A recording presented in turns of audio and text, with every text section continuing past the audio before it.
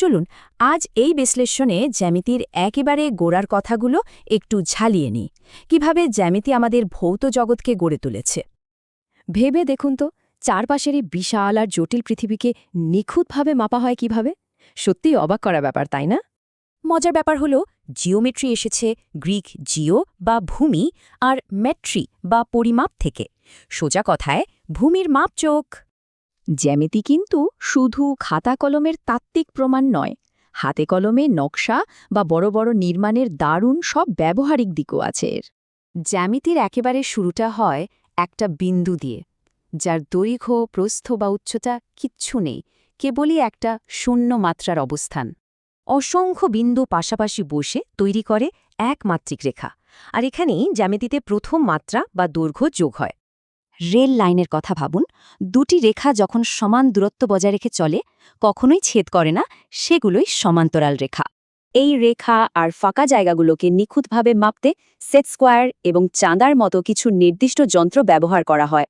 যখনই দুটি সরল রেখায় এসে একে অপরের সাথে ধাক্কা খেয়ে একটা বিন্দুতে মেলে, ঠিক সেখানেই একটা কোণ তৈরি হয়ে যায়।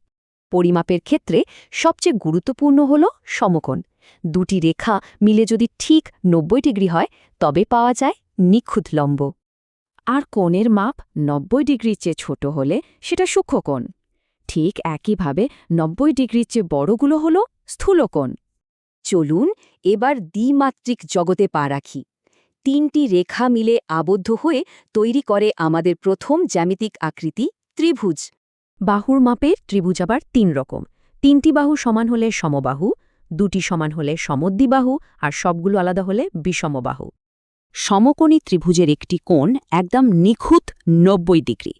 এর অবিশ্বাস্য স্থিতিশীলতার কারণে স্থাপত্য বা নির্মাণে এটি এত বেশি ব্যবহৃত হয়। এবার আর একটা বাহু যোগ করা যাক। ৪টি রেখা মিলে তৈরি হয় বহুমুখী চতুর্ভুজ, যেমন আমাদের সবার চেনা বর্গ বা আয়তক্ষেত্র। রেখার সংখ্যা যত বাড়ে, তৈরি হয় নতুন নতুন বহুভুজ। ৫ বাহুতে পঞ্চভুজ আর ৬ বাহুতে ষড়ভুজ। এভাবেই আকৃতিগুলো বড় হয়। এই নির্দিষ্ট সূত্রগুলো একদম হাতের মুঠোয় থাকলে আয়তক্ষেত্র, বর্গ বা ত্রিভুজের ক্ষেত্রফল বের করা জাদুর মতোই সোজা।